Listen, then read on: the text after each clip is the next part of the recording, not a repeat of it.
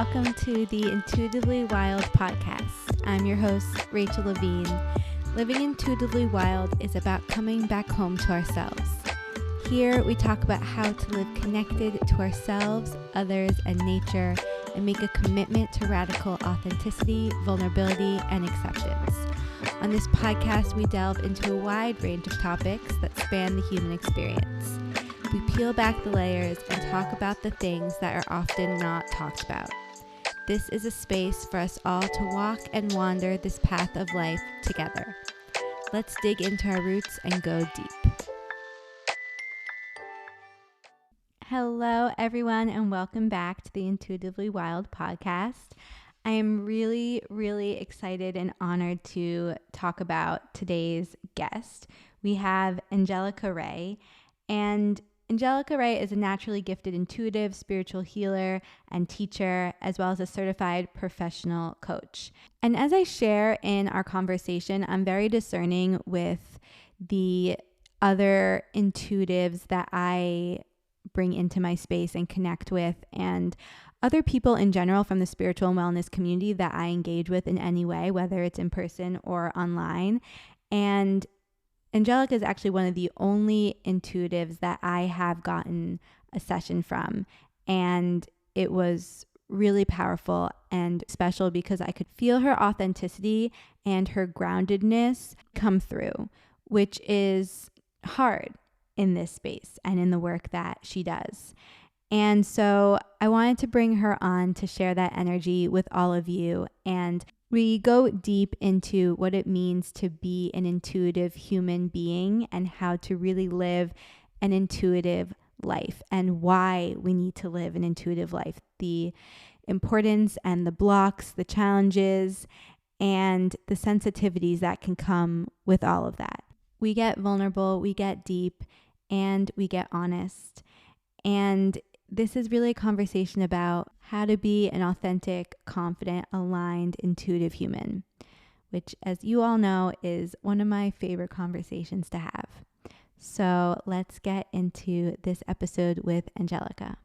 Angelica, welcome to the podcast. I am so grateful and so excited to have you here.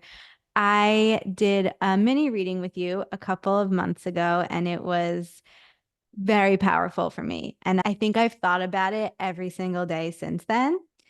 And I don't do intuitive readings often. I try to, really connect to my own intuition, but I felt really pulled to connecting with you in that way. And I'm so glad I did. And I'm so glad I listened to that pull again when I thought about asking you to come on the podcast. So thank you so much for being here. First of all, thank you so much for listening to that pull so that we can be connected in that way. It's such an honor and just the greatest gift of my lifetime is to be able to connect with beautiful people like yourself. And thank you for asking me to come share this conversation with you today. So the question I like to start all my conversations with is, what is something you wish people knew about you that you don't think many do? Ooh, this is a great question. That's so funny. Number one, I'm like very funny. Like I have a very sarcastic, very dry sense of humor. And I think sometimes, particularly with the work that I do, there's like so much gravity to it and this kind of like, maybe a need to like show up a certain way or like not necessarily bring all of myself to this work, which is something that I've been deeply moving through over the past couple years. It's like, how do I bring all of my parts of myself? But to answer that question is specifically my sense of humor, which I find quite delightful and many others do too. Yeah, no, I relate to that. And I think that is such an interesting point because in this line of work, it is hard to bring that humor into it. And I am someone who talks a lot about emotions and mental health and things that can be more watery and challenging. But I also, there's so much levity that I bring to it and lightness as well. And I think that that's so important to pull through. I'm curious, have you found any ways to bring that through more of your work and Yeah. bring out more pieces of yourself? Yeah. Oh, geez. We're just gonna go right in. I told you before we started recording, I'm really having like quite a day. Like it's one of those days where you're liable to like burst out in tears at any moment for like no real reason. So this question is bringing a lot of that up.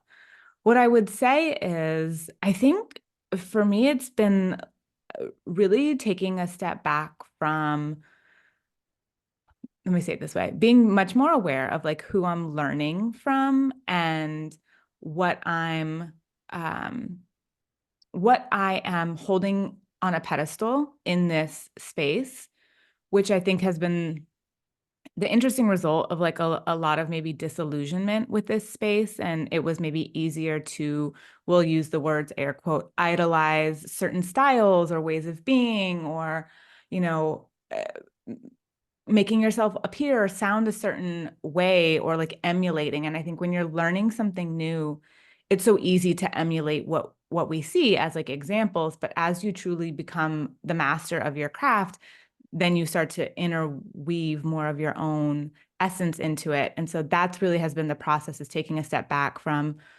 who and where I've learned from, and really owning more of myself and my voice as I've become more and more comfortable in what I offer the world.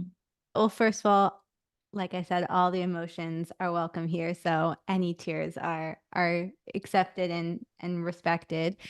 And I really relate to that. I had many experiences where I put people on pedestals or thought that they were better than me or had more knowledge than me, more wisdom, and had more of a right to share and be seen in that way. It really took me disconnecting from the wellness world, the spiritual world, all those different spaces, and just connecting to myself and what my inner voice was telling me. And of course, there is so much to learn from others, and I'm constantly wanting to learn and grow my knowledge, but there has to be a balance and there has to be such a strong discernment around who you're learning from and why you're learning from them, and just the external noise that we're taking in. And so I'm curious how you started to untangle that for yourself and realize who was helpful for you and who wasn't, and where your voice came into that. Well, a little bit it's been trial by fire, right? Like, so some of these things I've definitely had to learn the hard way. I've learned not all that glitters is gold, and peeking behind certain curtains, or getting to see beyond layers that were previously visible, has done a lot of that work for me. It's been a painful process, but a process nonetheless. And also, I think there's like another piece here that's coming through around my own work, around like reclaiming all of those parts, right? So like the more that I look to my life, like my life experience tells the story of how I got here. My name, I don't, can we cuss on this podcast? Okay, like You my can do fucking everything. name, like my parents named me Angelica Ray, right? Like there's so much power that came even in that. And so starting to reclaim the parts of what is already mine and what has always been with me, learning that deeply has empowered me to be more of me and less of other people's ingredients. Mm-hmm.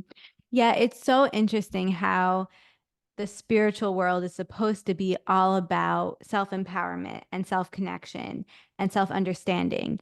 And yet there are so many people, and I think we're getting better in a way of being discerning, but so many people in that space who are taking the power away from us and saying, no, I'm the one who knows better than you. And Mhm. it's all about appearances. Mhm. And I only trust people now who turn me back to myself Mhm. and who help me, like you said, reclaim all the parts of me and show up with all the parts of me and honor and celebrate all the parts of me. And there's few people who fully do that. And I think that that's because they haven't honored and accepted and owned all the parts of themselves. So wise. And I think there's a quote that says, like, people can only meet you as deeply as they've met themselves, right? Mm-hmm. And yeah, I think we're like in a massive transition in this spiritual space. I'm very curious how the next few years pan in terms of how people take this work forward. And I think we have a lot of repair to do with, I don't want to say like clients because we're all both practitioner and clients, but I think there's a lot of repair to be done around this topic of how we hold space and what it is that we're actually doing. And it's questions that I ask myself on a daily basis. Like, what are you here for? How is that reflected in how you show up? Is this the Angelica show, or is this the, the woman who's sitting in front of you show? Is it some mix of both? Like, what's happening here? And constantly putting that in check is really how I feel like we practice this work in a very ethical and balanced way. For me, it's always about removing the labels. I'm constantly asking myself, what space am I in? Because I've had pain and disillusionment with the spiritual space, with the wellness space. Like I have some animosity there. And so I don't always resonate with saying I'm in the wellness space or I'm in the spiritual space, although I guess I am.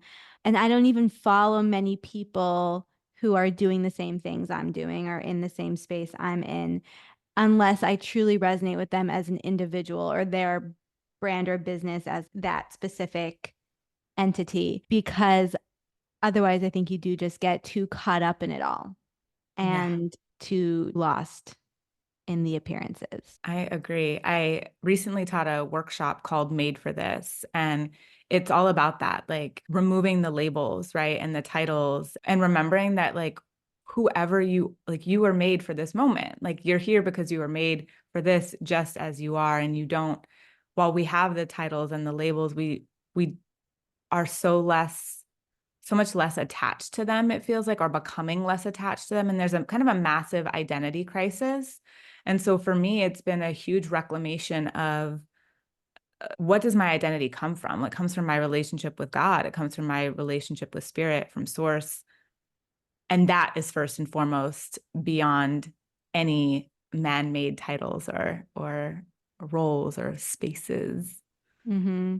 Yeah, I think words are so powerful and the labels that we give ourselves are so powerful. And constantly asking ourselves, why have I placed myself in this box? Why have I given myself this label? And where am I sourcing my sense of self from? Mhm.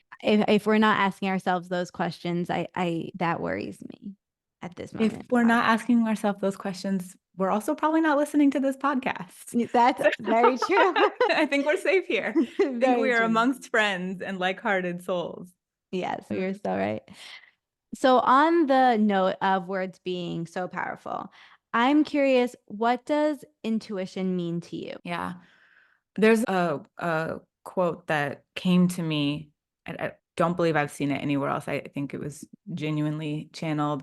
And it said, prayer is our communication with God, and intuition is God's communication with us. Mhm. And I've come to really love that definition of intuition, which is like the answer that we get from source, from spirit, from God, from the universe to whatever questions we're asking, consciously or unconsciously.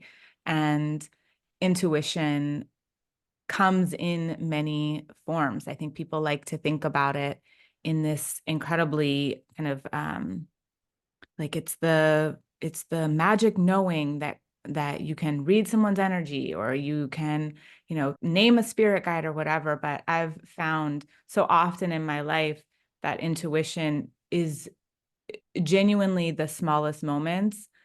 And more often than not, we never know why, right? Those things show up, or that intuitive nudge comes through. And it's probably for our best that we don't know why. So it's kind of those subtle answers that we get to our questions as we move through life and through the world. Yeah, I love that quote. And I agree with everything you just said. I always say to people, if you can logically explain everything your intuition is telling you, it's probably not your intuition. And my current favorite quote is, if the path before you is clear, it's probably not your own. That goes hand in hand with intuition, because you might be getting this intuitive knowing within you and it doesn't make any sense, or there's no clear path forward, but you just keep hearing that knowing. Mhm. And we have to just have the trust and the courage to follow that and lean into that.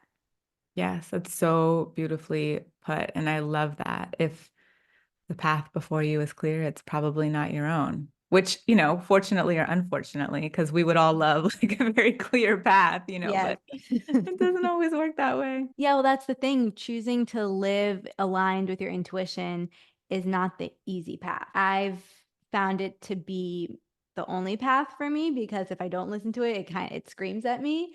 But it doesn't mean it's easy. It doesn't mean that it's comfortable. And it's often the opposite. It's often wildly uncomfortable and scary. Has Yes. that been like for you? Oh my gosh, that has been like a cross-country move with no job. It has been leaving said job with like just the knowing that I was gonna do this work in some kind of way full time, had no idea what that was gonna. I mean, there's so many things in my life. And I'm a Virgo sun, which again, we'll use a title and a label there, but your girl's mind loves to work, like I am very intellectual. I love all the nerdy science things and just like I have a very powerful mind, fortunately or unfortunately, which sometimes if I'm not paying close attention to my heart, it will gladly run the show. So it's looked like having to create space for the whisper of my heart to speak louder than the louder than the chatter of my mind. Well, I'm also a Virgo sun and a Virgo moon, so I really relate to Ooh, that. yes. And then, so how do you create that space? I spend a lot of time alone, which is like a funny thing, maybe. I was actually just talking about this earlier. I know you do human design things. I'm a 2/4, so like a Mhm. total classic, needing that alone time, needing that time to really be by myself, but thriving in connection with others and in relational dynamic. So that's how I create the space. I spend a lot of time listening, and it's hard again because it feels so unproductive by society's standards often, and it's a lot of deconditioning of the shaming and blaming of myself to just be still. I also love to clean Virgo things, right? Mm. So part of how I get a lot of intuitive information is when I'm like cleaning or organizing or unloading the dishwasher. It's like giving my mind something to do so that it's occupied while some space is created. And how does your intuition speak to you? How does that show up for you? How do you know it's your intuition? And how do you decipher between fear and intuition, and also hope and intuition? And I know that Mm. it's a lot of questions at once, but I wanted to kind of put them all out there for you to touch on. Those are such great questions. What you said earlier around if your mind can conceptualize it, it's not necessarily intuition. And I think that's been a really helpful guidepost is like, was this a logical next step, or is this something that's coming from somewhere else? Intuition to me feels like a remembering, which is kind Mhm. of a funny way to say it, maybe, or a different way to say it, but it feels like remembering something that I forgot to remember. It's like, oh yeah, remember you said you were going to do this thing, or remember you said you were going to go there. Mm. But it's a remembering beyond this like current experience. It's like a broader perspective remembering. Ooh, between hope and intuition. That's good. I'm an interesting blend of like an eternal pessimist and like aspiring optimist. It's I like think that's also a Virgo thing. I can see every way something can like go wrong, but I have a Sag rising. The Sag Mm. rising in me like really wants to be this faithful optimist, which I feel that side coming online more and more, particularly over the last year. I've been really cultivating and nurturing that optimism, which How do I discern between hope and intuition? You know, my body speaks to me a lot. And hope to me is like getting my mind like revved up for something. And intuitive optimism or like intuitive knowing about a direction to go or a positive outcome really comes in the form of goosebumps and tears for me. It's so funny. I used to cry all the time as a kid, and everyone would be like, "You're such a crybaby." But I would like, I'm literally just crying because my soul is remembering something that like my body is just catching up with, or the conscious and unconscious are finally merging. And so it is that combination of physiological kind of responses for me, I think, that help me discern when something is like an embodied intuitive knowing. I got the chills when you said that, and I think it was extra impactful for me because I just looked at your human design chart and we both are emotional authorities and we have the same channel Mhm. connecting our emotional solar plexus channel center to our throat. And it's such a powerful channel. And I don't know how much you know about human design and this channel, but it's all about when we for me it shows up that when I'm speaking something that is so true to the core of my being, I can't help but cry. Mhm. And it's such a full body experience. Oh, yeah, I can like feel it now. It's like everything in the room just got like fuller. Mm-hmm. Yeah, it's beautiful. I don't know like a ton. I mean, I should maybe know more than I do know about human design. I have an idea of things, but I'm not super steeped in that wisdom tradition yet. Well, you have a very powerful chart. I won't go into all the details, but you have almost all of your centers except for one defined, which means that you are very grounded in your own energy and very connected to who you are. And you have also a lot of energy and a lot to share. And this grounded connection to yourself that's unshakable if you allow it to be. Except for when you get to that damn undefined ego. Yes, exactly. And that's a power. That one undefined center that you have is the most. Woo! That's the one that is like the lifelong. I mean, I like again, I know enough about this stuff, and I've kind of Mhm. been looking for what the fuck is going on. Like, why does all of this click except for this one piece around confidence not click as much? And I think to me, I know that I've had lifetimes where I've drowned out the voices of other people and drowned out the experiences of other people because maybe I was powerful to a point where I didn't have to take into consideration that. And I feel like in this lifetime, stepping into my power, so to speak, or claiming all of that while uplifting others and allowing them to be configured in their own ways. And like, it's a very interesting thing because I never want to step on people's toes or make them feel less than or anything. That's like a huge thing for me. And sometimes it detracts from my own confidence and my ability to be seen and show up. So thank you for coming to my therapy session. I'm so grateful, Rachel, for you holding this space. No, thank you for sharing. I mean, confidence is something that we all have to deal with. And confidence has been my word of the summer. It's something I keep coming back to and keep coming back to. Confidence and joy. Mhm. I just want to be confident in myself and I want to show up in that way because I think when you are really showing up with a grounded confidence, that allows you to soften into who you are and show up in a really authentic way that doesn't pull you to prove yourself or seek external validation or people please or be a perfectionist. Like when you can just be centered in your grounded confidence, you can just show up as you Yeah, are. it's so true. And I think to go back to kind of what we were talking about earlier, I have a kind of a sense that you and I have some similar outlook on some of what we've seen in the space. And a lot of my experience has been people that show up with a lot of confidence, but don't have the mastery to back it up. And that has caused a lot of hurt for myself personally, a lot of disillusionment, a lot of resources, money. I mean, just like all of the things, right? You kind of buy in to someone that shows up in this very charismatic and confident way.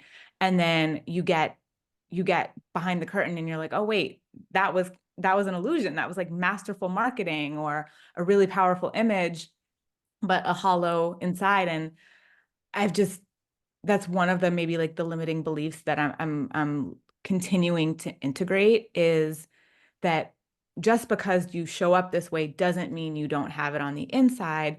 But just as important is if you have it to give and then not showing up to give it is morally problematic as well, right? So it's kind of this push pull of how do these things work together?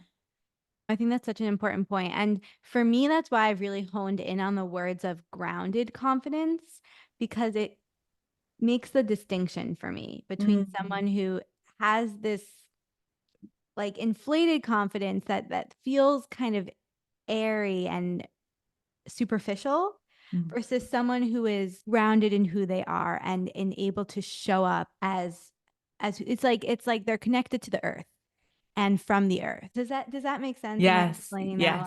well? You know, a Virgo talking, two Virgos talking about grounded confidence, I Hmm. can get with that. And that's a really beautiful perspective. And I will borrow that from you for sure. Hmm. And maybe it's even a good invitation for me to feel into like what element is this confidence coming from? Is this the confidence of air or is this the confidence of earth? Yeah.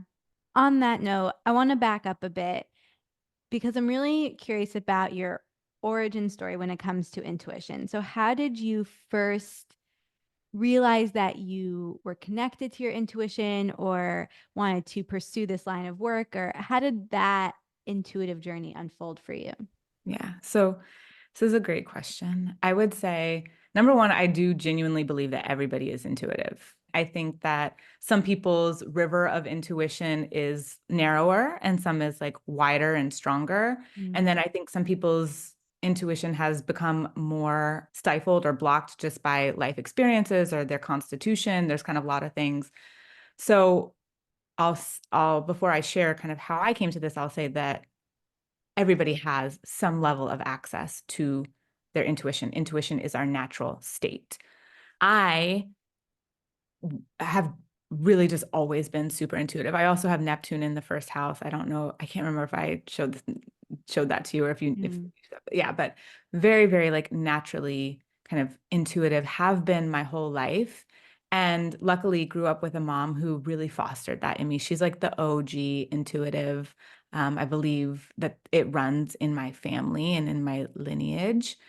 And so I've always had just a deep knowing and probably a knowing that came off really precocious as like a young kid. I remember all of these instances of just feeling really confident in a knowing and an intuitive sense. I was 4 years old when I navigated my family, like family was in from out of town and they had gotten lost and I navigated them in the dark from like the airport to my house 45 minutes away, which like made no sense at 4 years old, but I Oh my just had God. super intuitive sense of direction.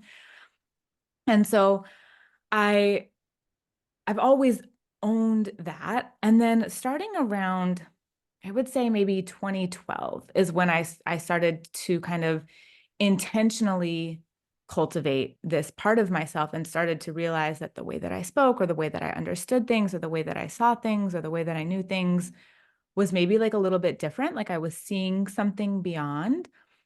And so I started kind of, I mean, I'll abbreviate the story here, but I started paying attention to that a little bit more.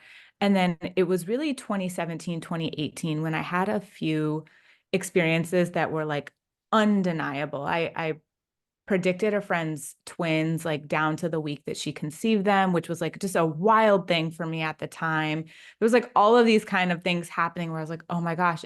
And she was the one that told me like if you don't do something with this, like it is an absolute waste. And that really, really woke me up.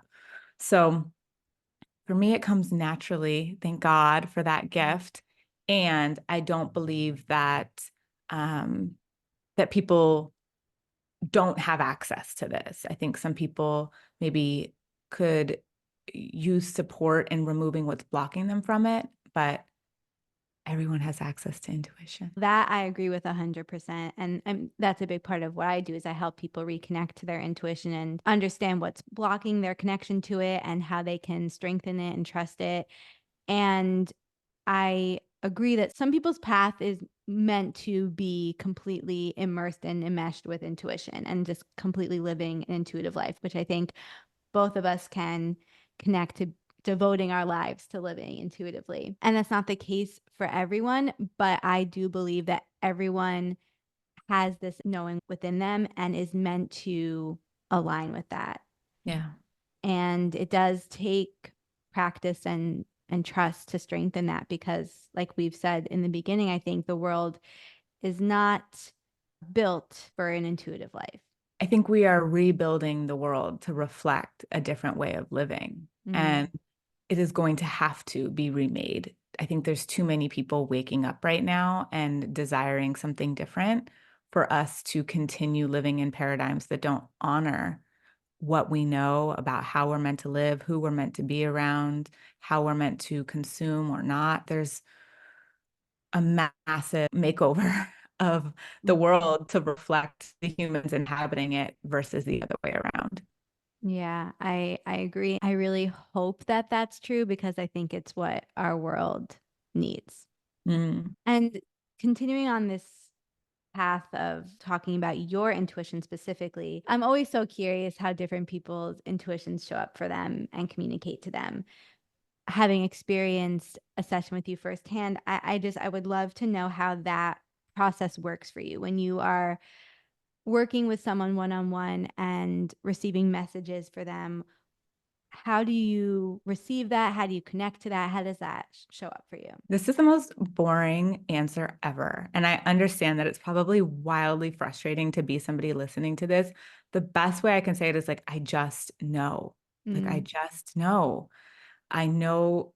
And sometimes people will come back to me and they'll be like, you said A, B, C, D, and E, and F. And I'm like, I have no recollection of what I say in sessions 99.9% of the time, because it's not knowing that is of my own being. It's knowing that is so direct and is genuinely using like my filter of the world, my experiences, my lens to connect through to someone else. And I think that's why this is a random tangent that I feel called to go on, so we'll go on it. Please. But I think it's impossible as as someone who does this type of work at all to not have the filter of your own life and your own experiences go into your client session. And I think there's been so many teachers who have been like, you have to completely purify yourself in order to be able to hold space in this way. And I don't necessarily believe that's true. I believe that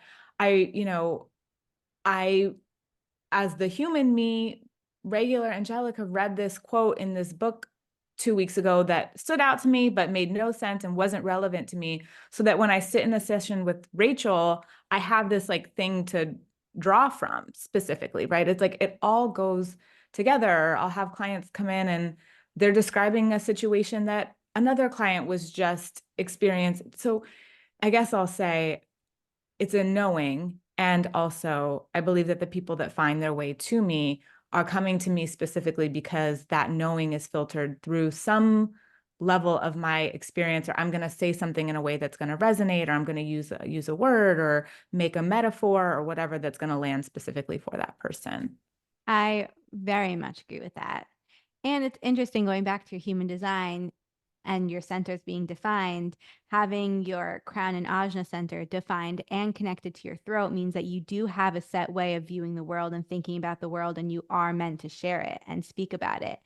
And whether or not you have those centers defined, I do think that our intuition is ours for a reason and speaks to us in a specific way for a reason. It would show up the same for everyone if we were meant to disconnect the two pieces. Mhm. But I think our intuition is interwoven in who we are and it's a part of who we are. We can't separate the two. I just don't think we can separate the two. And why would you want to? Like why would you want to? I think so much of I mean, specifically in work with other practitioners, like so much of what I love about being able to have different styles available is like the human element. Like I really love the way this practitioner shares metaphor, or like, the way she uses this particular metaphor to describe astrology as a whole. Or I really like the way this practitioner holds such open, gentle, loving, present space. Or I really love the sense of humor and the fast pace of this other person. And I think that human element is what makes connecting on a human level interesting and fun.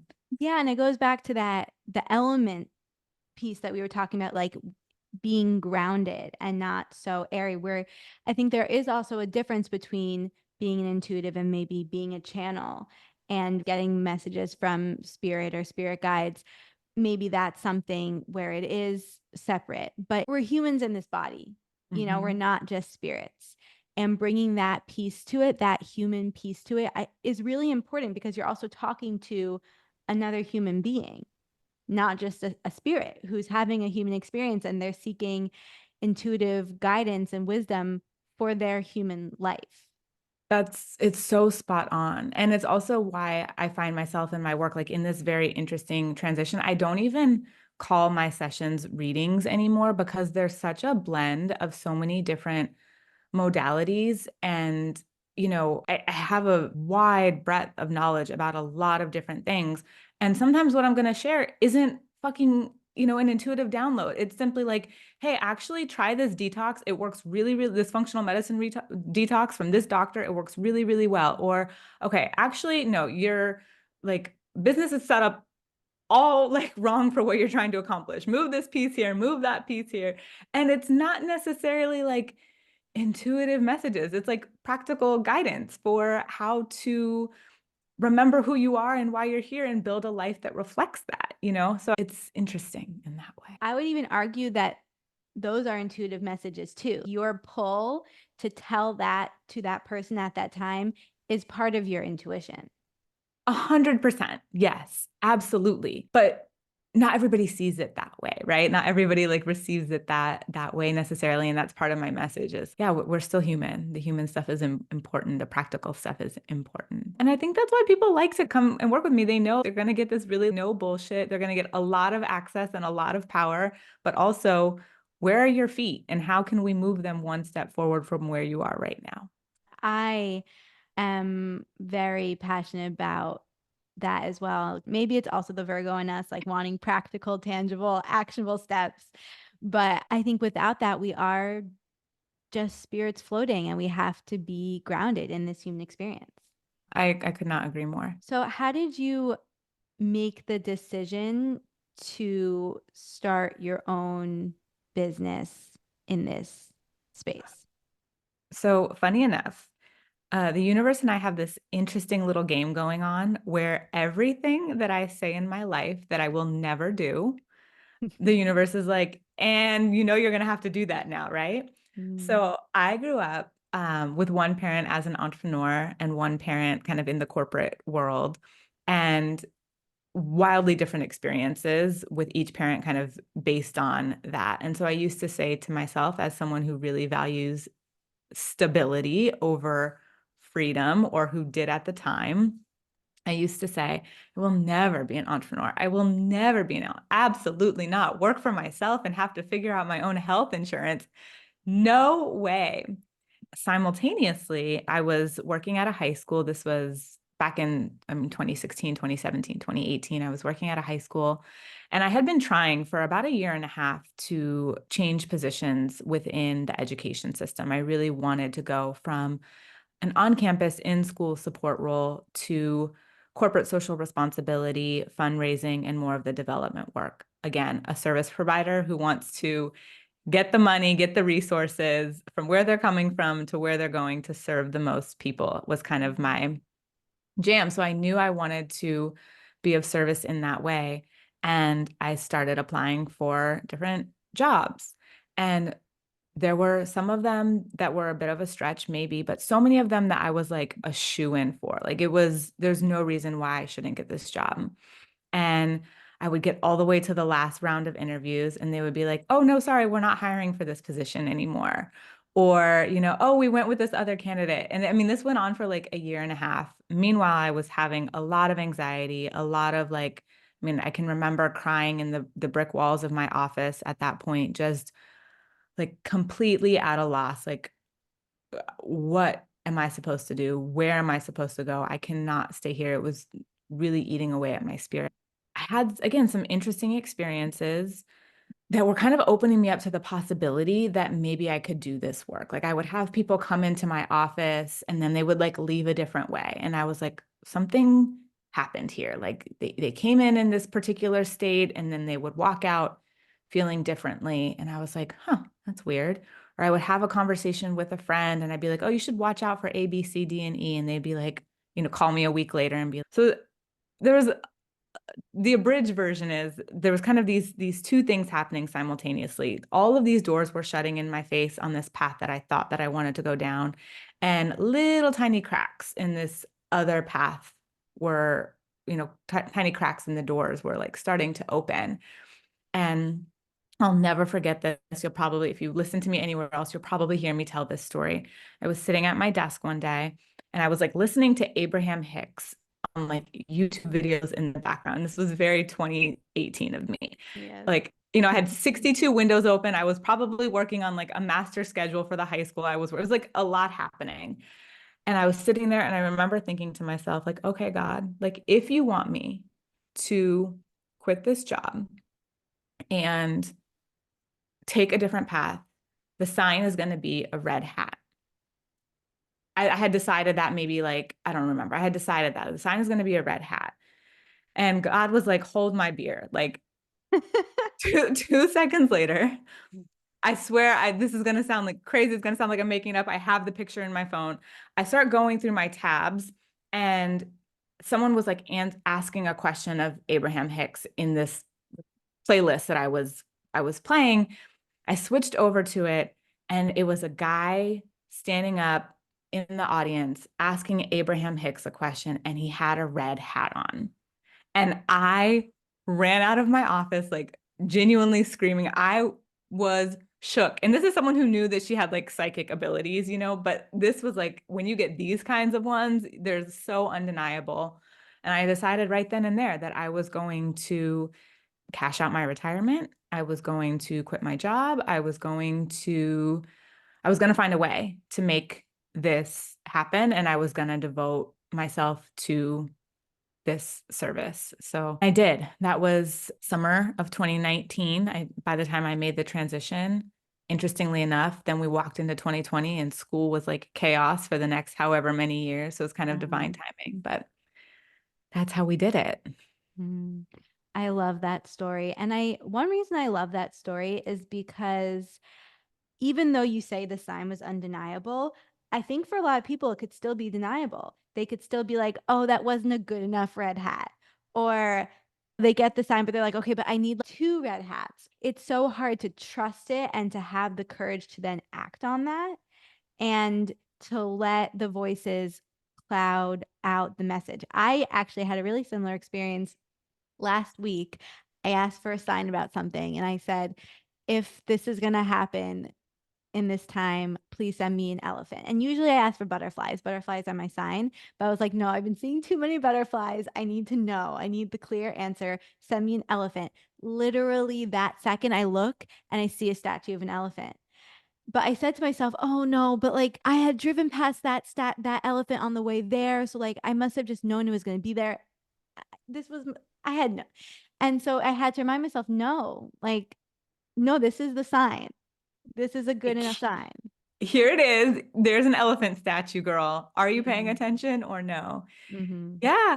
And I think, the truth is like, it sounds like whatever you were asking about, your heart is like invested in, like Yes. you're excited. Like, and the same thing for me, like it wasn't going to take a lot of convincing. Like my heart knew what it wanted to do. That sign was really for my brain. It wasn't for my heart. My heart knew, my brain needed permission. And it sounds like the same thing happened for you. Your heart knew, your heart knows, your brain just needed to feel safer in trusting that. Yeah. Yeah, no, that's so beautifully put. And I think that's so true. And I think that's what this whole asking for signs is Mm. one, trying to build that connection to our intuition. Because if we're like, oh, I asked for the elephant and I saw the elephant, like that means something. But also it's comfort. It's this sense of safety and reassurance that we can trust ourselves. And if we fully were able to detach from the fear and all the noise going on in our head, we would just be able to fully trust our intuition. But that can be really scary sometimes. And also, this is more for my circumstances, but we can get impatient or we can just get so in our heads about it. Absolutely. I mean, we're human, right? And we're also humans living through wild times, and there's so much to feel insecure about. There's so much to genuinely be scared of and to be worried about. And I think that makes it even more normal to ask these questions and to have that doubt. And it's testing our faith more than ever. Yeah, I think you're so right. And I feel like a theme that keeps coming up for us in this conversation is how there has been a separation between being a logical human and conforming to society, and then being a spiritual person who's kind of airy and disconnected and superficial or just there for appearances. And for me, it's being an embodied intuitive human and not one or the other. It's this full bodied experience. Yes, both and. Mm-hmm. It is an embodied experience. If we didn't have anything left to do in the body, we wouldn't be here in a body. Yeah. Exactly. Speaking of being a human in a body, having a human experience, what is something that you used to feel shame about that you've learned to love or accept or embrace about yourself? Ooh, there's a lot here. Coming back to that undefined heart. I mean, for the astrology people, I have Saturn, I have Neptune, and I have Uranus all in my first house. So a lot of my lessons are around identity, and I have this push-pull between this unconventional, wild, disruptive Uranus energy and then this like, daddy Saturn who wants to be very much conforming to the rules. I say all this, and then I have Neptune swimming around that kind of just nebulizes it all. So I'll say identity is a huge part of my experience in this lifetime and learning what that means, who I am, how I express that. And a lot of shame has come with that. I mean, also like, I think women, I mean, I'm going to I think women have it fucking hard when it Mm-hmm. comes to, we're too fat, we're too skinny, we're too this, we're too that, we're too modest, we're too provocative. It's like there is really that playbook that we can never get right. And just speaking really honestly, I mean, I've struggled my whole life with my skin, which is interesting, and like just really feeling confident in my physical skin. And being almost 36 years old and still like breaking out, I'm like, what is happening? And when I was 16, they were like, yeah, go on this pill, go on that pill, do a little this, do a little that, you'll be better by midnight. And I was, but I'm unwilling to do that at this age and knowing what I know now. So it's definitely been a journey of healing whatever root cause is happening there while also holding a lot of love and compassion for myself in the process. Interestingly enough, relationship has been a really beautiful container for me to be seen and held around that, and has been very, very healing for me. So I would say that, like, just like body image stuff, like literal, like just the size of my body, the way that it looks, the way that I appear. Am I pretty enough? Are people going to like me? But if I'm too pretty, then they're not going to like me that much. So, like, how much time do we have, Rachel? Oh my God, you have come to the right place because I'm in recovery for an eating disorder, and that has Mhm. been a huge part of my path, my journey, my why.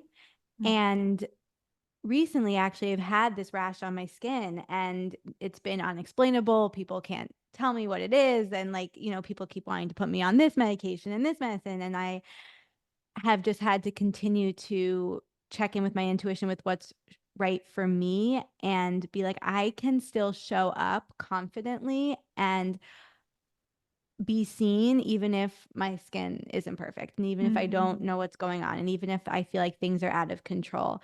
And it is so interesting how that body image piece keeps popping up and keeps challenging us. And I know many, many women relate. And for me, it's this constant fear of being too much and not enough at the same time. Mhm. It's like always. And so I've really had to just embrace I'm enough exactly as I am right now. And I've actually shifted. The mantra I've been saying recently is I am ready for the life I desire as I am right now. Mm. Because Oh, that's so beautiful. yeah, the I am enough, I am, and that's a beautiful one as well. But I guess maybe because it's overused or it just sometimes feels like it isn't as powerful, I've shifted to the I am ready. And that's been really helpful. I love what you share around like for the life I desire, right? I think that's like such a powerful piece. And it's been one of my prayers lately is like, God, whatever you're bringing me to, whatever you have for me, like make me the person that I'm meant to be in that chapter. Like use whatever is here now, whatever material, like to do what I'm here to do, to serve how you would have me serve. And it's such an interesting thing because like you were touching on this kind of this wellness space, right? The spirituality space who that can perpetuate this need to like constantly heal. And for a lot of us, those are the like that same drive for perfectionism, that same high achiever kind of energy, the pipeline from like, you know, eldest daughter, overachiever, like to it's just all the threads are there. And so it's an interesting thing. How do I continue to show up for and evolve and like truly feel enough for the life I desire and be enough and know that I am enough right now as I am for the life that I desire, while also becoming the version of me that I'm here to be. And it's just, we're holding both of them at the same time. I have two things I really want to say. One is that I think that's where the intuition piece comes in. What is my intuition telling me to work on right now or pursue right now or learn about? And that is all I need to focus on in terms of growth and healing, because I also can be very perfectionistic and have poured that into my healing and my spirituality and my growth. And I am now at the place where I'm like, okay, it can also be fun and it does need to be perfect. And if there's something I need to heal or something I need to do, I will know and I will trust that. Yeah. And the other thing I really wanted to say is that that was one of the most powerful parts of my session with you is you said there was nothing else you need to do to be ready. This thing is coming. And I have really held on to that. Mm-hmm. Thank you for that. Oh, yeah, you're welcome. I don't even remember that I said that. And it's like, it's so perfect for this conversation. So if this isn't how it works for you, you can let me know. But I'm curious if there's any messages coming through for you to share in this moment. Yeah. I'm going to share what's been coming through actually like very strongly for the collective. Like I feel like Mm-hmm. there's like a few things that I'm kind of on a universal PR tour for. Oh, please. Uh, okay. So the first thing, and I have been talking about this for probably about a year now, which is that, and it ties in really beautifully with this conversation. We are stepping into a time when it's going to be increasingly difficult to know what is real with our physical senses, Mm. with our eyes, with our ears, with our, no, like it's going to be hard to discern what is authentic, what is real, and what is aligned. And so developing a very strong sense of coherence, right? Being able to tell what is in coherence with itself, with God, source, spirit, the universe. I use all of those words interchangeably. And then what is in coherence with you, right? Because something might be in coherence with itself and coherence with God, but not in coherence with you. It's not what you need at that moment. Or something might be, in coherence with itself because it's in alignment, but it's not with you and it's not with God. So there's just kind of this sense of being able to really, really tune in and know. And I think there's so many.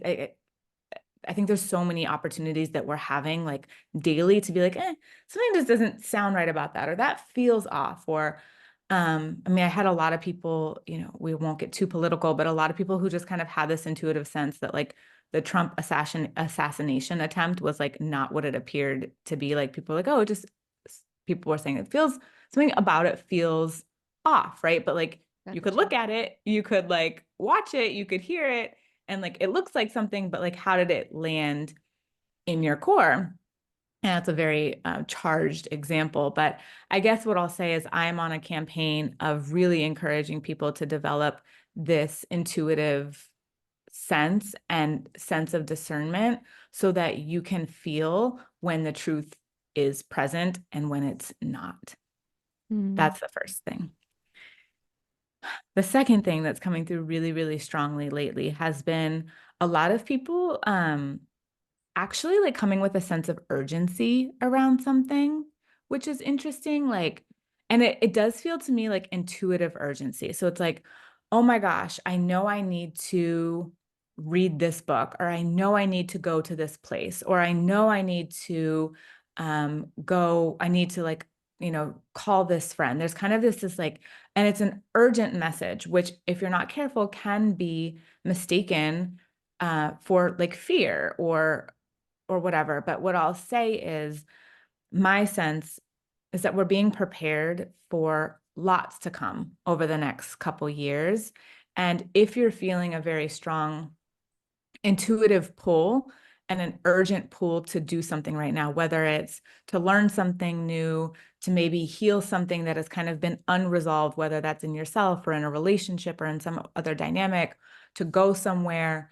Uh, I highly recommend trusting that, even if you don't understand it right now, because it feels to me like people that are coming with these really strong nudges, that those nudges are a part of what's to come. They're a part of the pieces clicking into place so that you're prepared where you need to be, who you need to be, how you need to be for whatever we are collectively preparing for. I had chills the whole time you were just talking. And on the first note that you made, I think it's especially important to lean into our intuition as AI becomes more and more Yes. potent and powerful and accessible. We really have to lean into our intuition. And the same with what you just said about the urgency and really trust just everything we've been talking about, just trusting yourself, trusting your timing, trusting what's coming from within you, and deciding to be brave enough to follow that, even if it doesn't make sense. Ooh, it's no easy feat, but maybe Yeah. it is. It's simple, but it's not easy. Yeah. I think that's what it is Yeah. a lot of the time. Okay, living intuitively wild means living dedicated to your true, authentic self, no matter what. How do you feel like you live intuitively wild? How do I not at this point is what it Mm, feels like, honestly. mm, Yeah, it's probably the better question. I mean, it's interesting to like this is kind of just like a funny example, right? But I had for a couple of years, I've had a really hard time like getting up any earlier than like 8 o'clock, even though I like my body knows that, or my mind was telling me that's something that I should do. mm, And lately I've been like feeling like, oh, I'm meant to be up like before the sun is up or like as the sun is up, which isn't super, it's like 6:30. It's not, 4 a.m. or anything. And so the past week I've been getting up earlier and having a really nice chunk of time in the morning to kind of start my day earlier. And it has felt so good and so nourishing. And I'm ready for bed by 9:30, 10 o'clock, which is also really a nice change of pace for me. mm. And I guess that's like just a very simple way that like my body knew what it needed, and it might not be like that forever, but right now there's something about that rhythm and that cycle that intuitively felt better for my mind, my body, my spirit, all of it. And so now here I am up with the sun. Who thought that that would happen? Something I've been talking about so much is this passenger consciousness idea. And it's talked a lot about in human design, but how our mind is just the passenger and our body is the vehicle. And we are just observing where our body wants to take us and where our energy is leading us. And if we can let our body take the lead more and more, that's where our intuition comes out. And that's where our path can unfold versus getting lost in the brain. It's so true. And it never fails, right? It really does not disappoint. Angelica, thank you so much for being here. I feel like I have so many more questions. I could talk to you all day, but please tell everyone where they can connect with you, your offerings, just all the things. Yeah, absolutely. So I'm actually in the process of, speaking of identity, I learned about this new thing in astrology called perfection years, which are like 12-year cycles. Mm. And I'm about to start a new one on my birthday, which feels like time for a rebrand. Is basically what the vibe is. So currently my website is like bare bones. You can find all the important things on that landing page, but look out for a new place to find me on the web coming soon. And then you can find me on Instagram at Angelica Ray and on Threads, which is like the newest iteration. I fucking love Threads. It is so fun. It is like so connective. It is by far the most happy I've been on any social media in a long time. So Mm. major plug for Threads. I'm at Angelica Ray there. And then if you're interested in working with me, there's one-on-one. So in a session, I have a couple different one-on-one containers. Feel free to reach out, or you can find a little bit more information about on my website or on my Instagram bio. And then I also host whenever my emotional authority tells me it's time to host a breath work session. I host a beautiful practice and facilitate a practice called Elemental. And it's a little bit of blend of everything. It's breath, it's spirit, it's space, it's the power of energetic transmission. It's a cauldron of delicious energy soup that creates really, really profound breakthroughs. I've had people say that they have felt more connected to the divine and more connected to God after that practice than they have in years. So that is the way that you can come and get some of that feeling for yourself just through the power of your breath and the container. And those are always shared on my socials as well. And then I will also say I'm loving these types of conversations, opportunities to speak, to be in this type of community. And so those are the ways that we can connect: one-on-one sessions, elemental breath work, speaking, facilitation, all of that good stuff. I'm so grateful to know you and to have connected with you and for your presence in this space. It's much needed. So thank you so much for all that you do. And thank you for being here. Thank you for having me. Thank you so much for joining me on this episode of Intuitively Wild, the podcast. I hope it helped deepen your connection to yourself, sparked some insights, and inspired you to live intuitively wild. If you enjoyed this podcast, it would mean so much to me if you would share it with others and leave a rating and review. And please reach out to me. I would love to connect with you.